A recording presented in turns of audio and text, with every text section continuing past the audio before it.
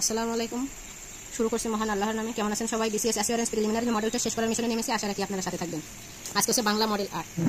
ব কলম শব্দে ব্যবহৃত উপসর্গটি কোন অর্থে প্রকাশ করে? ব কলম শব্দে ব্যবহৃত উপসর্গটি এটি আছে সহিত অর্থ প্রকাশ করে। সহিত মানে ব হচ্ছে যে ফার্সি আর কলম হচ্ছে আরবি। এই ফার্সি আর আরবি এই দুটো মিলে হয়েছে কি ব কলম। এটা উপসর্গটি গঠিত হয়েছে। এটা সহিত। ব কলম মানে কি, যে সই করতে পারে না এরকম লোক। তাহলে সহিত মানে সংযুক্ত। তাহলে ব আর কলম এই দুটো সংযুক্ত হয়েছে, উপসর্গটি এই অর্থে প্রকাশ করে। নিচের কোন বাক্যটি শুদ্ধ নয়? এটা হচ্ছে শুদ্ধ নয় কোনটি? বিদ্যানকে সকলে শ্রদ্ধা করে, এটা শুদ্ধ। তিনি সন্তুষ্ট হইলেন, এটাও আছে, বানানো ঠিক আছে। মহসুরকে শস্য করে, দুইটা বানানো ঠিক আছে। রচনাটির উৎকর্ষতা অন্যস্বীকার্য, এখানে এটা বদলে আছে, উৎকর্ষতা হবে না, উৎকর্ষ হবে। তো একটা এখানে বেশি। আর স্থূল এর বিপরীত শব্দ কোনটি? স্থূল। স্থূল এর বিপরীত হচ্ছে কৃষ। কৃষ হবে কৃষের মতন ফিটফাট থাকতে হবে, স্থূল থাকলে হবে না, ঠিক আছে। এরপরে এক কথায় প্রকাশ করুন। কেবল নিজেকে নিয়ে ব্যস্ত থাকে যে, কেবল নিজেকে নিয়ে ব্যস্ত থাকে যে আত্মনিষ্ঠ। ঝিরঝির করে বাতাস বসে, এখানে দীর্ঘ শব্দটির কোন অর্থ প্রকাশ করে? ঝিরঝির করে বাতাস বসে, এটা হচ্ছে ধ্বনির ব্যঞ্জনা। ঝিরিঝিরি বাতাস বসে, এটা আসলে শুনলেই বোঝা যাচ্ছে যেটা ধ্বনির ব্যঞ্জনা। দেখে যেন মনে হয় চিনি উপরে উহারে পঙ্কটির যেন কোন পদ? দেখে যেন, এই যে যেন, এটা যেনটা হচ্ছে যে সংযোজক অব্যয়। দেখেন এখানে দেখে মনে হয় চিনি উহারে, এই যেনটা ভিতরে কি সংযোজন করে দিচ্ছে ওদেরকে, সংযোজক অব্যয়। ক্রিয়ার দ্বিতীয় অংশকে কি বলা হয়? ক্রিয়ার দ্বিতীয় অংশকে বলা হয় ক্রিয়া বিভক্তি। ক্রিয়ার পরে ক্রিয়ার পিছনে এসে বসেও কি করে? বিভক্তি কাজ করে। তাই ক্রিয়ার দ্বিতীয় অংশকে বলা হয় ক্রিয়া বিভক্তি। আর মূলটা এখানে, যে মূলটা হলো সামনে বসে ধাতু। আর এগুলো তো ওইভাবে হবে না। কোন বানানটি খাটিয়ে? সত্যবিধানের উদাহরণ। সত্যবিধানে হয়েছে যে এখানে স্পষ্ট, ওই যে পর পরে মধ্যাংশ এসেছে, এই জন্য কি স্পষ্ট, এটা হলো সত্যবিধান। সত্যবিধানে আছে প প ভয় করে এই যে মধ্যাংশ আসে, এখানে সত্যবিধান। দারিদ্রতা শব্দটি অশুদ্ধ কেন? এই যে দারিদ্রতা, এই জায়গায় একটা আকার আছে, আবার এই জায়গায় একটা আকার আছে, এই জন্য এটা অশুদ্ধ। তাহলে এটা কি হবে? প্রত্যয়ের দ্বিত্বজনিত কারণে, প্রত্যয়ের দ্বিত্বজনিত, দুটো আকার চলে এসেছে, তাই না? ব্যাধিকরণ বহুব্রীহি সমাস কোনটি? ব্যাধিকরণ বহুব্রীহি সমাস হচ্ছে কথা সর্বস্ব। কথা বিশেষ্য প্লাস যে থাকলে কি ব্যাধিকরণ বহুব্রীহি? 80-তে 20 যার, যেমন 80-20। তাহলে এখানে 80-তে আর 20 আর যার, সেই হিসেবে আর কি। বিমুগ্ধ শব্দটি ব্যাকরণের কোন নিয়মে গঠিত হয়েছে? বিমুগ্ধ ব্যাকরণের কোন নিয়মে গঠিত হয়েছে? কারণের হচ্ছে যে উপসর্গ যোগে। এই মুগ্ধর আগে এটা কি বয়রসি বসেছে, এই জন্য উপসর্গ যোগে এটি গঠিত হয়েছে। কোনটি সঠিক? এর মধ্যে কোন বানানটি সঠিক? বৃক্ষপুঞ্জ, তরঙ্গপুঞ্জ, কুসুমপুঞ্জ, মেঘপুঞ্জ। এখানে মেঘপুঞ্জ হবে, কুসুমপুঞ্জ হয় না, বৃক্ষপুঞ্জ হয় না, তরঙ্গপুঞ্জ হয় না, মেঘপুঞ্জই সঠিক। দন্তমূলীয় ব্যঞ্জনধ্বনি কোনটি? দন্তমূলীয় ব্যঞ্জনধ্বনি হচ্ছে যে দন্তস্ব। দন্তমূলীয় ব্যঞ্জনধ্বনি কোনটি? দন্তস্ব। দন্তমূলীয় ব্যঞ্জনধ্বনি দন্তস্ব, দন্তের সাথে কাজ।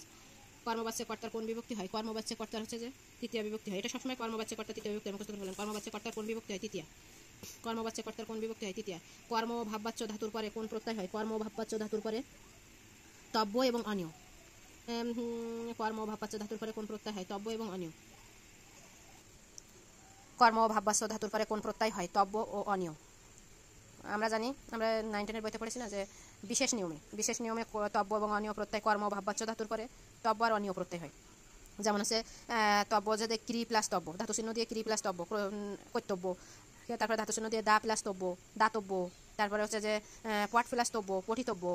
আর ভাববাচ্যের ধাতুর পরে কোন প্রত্যয় ভাববাচ্যে যে অনিয় হয়? এটা হচ্ছে অনিয়। ক্রি প্লাস অনিয় করণীয়, রক্ষ প্লাস অনিয় রক্ষণীয়, এরূপ দর্শনীয়, পানীয়, শ্রবণীয়, পালনীয়। তাহলে এগুলো কি? কর্ম আর ভাববাচ্যের পরে এই যে তব্য আর অনিয় প্রত্যয় হয়। তাহলে অনিয় প্রত্যয়টা কিভাবে হয়? যে ক্রিতে তব্য, কৃতব্য, ওটা কি কর্মে। তা দা প্লাস তব্য দাতব্য কর্মে, পট প্লাস তব্য পঠিতব্য কর্মে। আর ভাববাচ্যের ক্ষেত্রে ক্রি প্লাস অনিয় করণীয়, রক্ষ প্লাস অনিয় রক্ষণীয়, এরূপ দর্শনীয়, পানীয়। এখানে কর্ম আছে, ভাববাচ্য আছে। মরিতে চাহিনা আমি সুন্দর ভুবনে, পঙ্কতিটা কার রচনা? মরিতে চাহিনা আমি সুন্দর ভবনে, মানবের মাঝে আমি বাঁচিবারে চাই। এটা হচ্ছে রবীন্দ্রনাথ ঠাকুরের রচনা। কোনটি মুক্তিযুদ্ধের প্রভাবে রচিত গল্পগ্রন্থ? মুক্তিযুদ্ধের প্রভাবে রচিত গল্পগ্রন্থ হচ্ছে নামহীন গোত্রহীন। নামহীন গোত্রহীন। সুখের লাগে এ ঘর বাঁধুন অনুলে পুড়িয়া গেল, এটি লিখেছেন? এটি লিখেছেন হচ্ছে জ্ঞানদাস। তিলোত্তমা কোন উপন্যাসের প্রধান চরিত্র? তিলোত্তমা হচ্ছে দুর্গেশ নন্দিনীর চরিত্র। বাংলা সাহিত্যের প্রথম নাগরিক কবিকে? ভারতচন্দ্র রায় গুণাকর।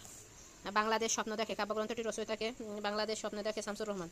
আসলে মনে রাখার টেকনিক এরকম দিতে পারেন, স্বপ্ন দেখে শামসুর। বাংলাদেশ স্বপ্ন দেখে কাব্যগ্রন্থ, বাংলাদেশ স্বপ্ন দেখে কাব্যগ্রন্থের রচয়িতাকে? শামসুর রহমান। ঈশ্বরচন্দ্র বিদ্যাসাগর কোন গ্রামে জন্মগ্রহণ করেন? ঈশ্বরচন্দ্র বিদ্যাসাগর হচ্ছে যে বীরসিংহ গ্রামে জন্মগ্রহণ করেন। মুক্তিযুদ্ধের পটভূমিতে রচিত উপন্যাস কোনটি? যাত্রা, দেয়াল, খাসাই, সব কয়টি? সব কয়টি হচ্ছে যে মুক্তিযুদ্ধের পটভূমিতে রচিত। যাত্রা, দেয়াল হুমায়ুন আহমেদের লেখা, খাসাই শামসুর রহমানের লেখা, যাত্রাটা মনে পড়ছে না। আখ্যানমূলক লোকগীতি বাংলা সাহিত্যে কী নামে পরিচিত? আখ্যানমূলক লোকগীতি হচ্ছে যে গীতিকা। আখ্যানমূলক লোকগীতি বাংলা সাহিত্যে কী নামে পরিচিত? আখ্যানমূলক লোকগীতি হচ্ছে গীতিকা, মানে গীতিকাকেই বলা হতো আখ্যানমূলক লোকগীতি। তাতারি কোন উপন্যাসের চরিত্র? এটা তাতারি হচ্ছে কৃতদাসের হাসি। এটা হচ্ছে যে তাতারি কে লিখেছেন? তাতারি লিখেছেন হচ্ছে যে কৃতদাসের হাসি শওকত ওসমানের পুরস্কার, আদমজি পুরস্কার প্রাপ্ত উপন্যাসের চরিত্র হচ্ছে তাতারি। রাখালদাস বন্দ্যোপাধ্যায়ের মতে শ্রীকৃষ্ণ কীর্তন কাব্যের লিপিকারকে? রাখালদাস বন্দ্যোপাধ্যায়ের মতে শ্রীকৃষ্ণ কীর্তন কাব্যের এটা হচ্ছে যে রাখালদাস বন্দ্যোপাধ্যায়ের মতে শ্রীকৃষ্ণ কীর্তন কাব্যের লিপিকার হচ্ছে যে চতুর্দশ শতাব্দীর প্রথমার্ধে। রাখালদাস বন্দ্যোপাধ্যায়ের মতে শ্রীকৃষ্ণ কীর্তন কাব্যের লিপিকারকে? লিপিকার হচ্ছে চতুর্দশ শতাব্দীর প্রথমার্ধে দিকে শ্রীকৃষ্ণ কীর্তন কাব্যটি লিপি করা হয়। শ্রী চৈতন্যদেবকে কেন্দ্র করে কোন সাহিত্যের সূচনা ঘটে? শ্রী চৈতন্যদেবকে কেন্দ্র করে এটা হচ্ছে যে শ্রী চৈতন্যদেবকে কেন্দ্র করে কোন সাহিত্যের সূচনা ঘটে? জীবনী সাহিত্য। শ্রী চৈতন্যদেবকে কেন্দ্র করে কোন সাহিত্যের সূচনা ঘটে? জীবনী সাহিত্য। মঙ্গল কাব্যের ভণিতায় কি থাকে? মঙ্গল কাব্যের ভণিতায় কি থাকে?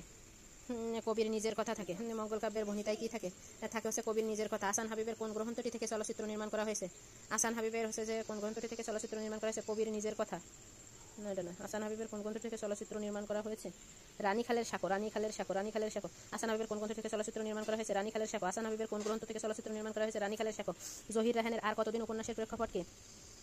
যুদ্ধ পূর্ববর্তী সময়। জহির রায়হানের আর কতদিন উপন্যাসের প্রেক্ষাপট কি? যুদ্ধ পূর্ববর্তী সময়। কল্লোল গোষ্ঠীর কবিকে? কল্লোল গোষ্ঠীর কবি হচ্ছে সুধীন্দ্রনাথ দত্ত। স্বাধীনতা তুমি কবিতাটি কোন কাব্যগ্রন্থের অন্তর্গত? স্বাধীনতা তুমি কাব্যগ্রন্থটি হচ্ছে বন্দি শিবির থেকে।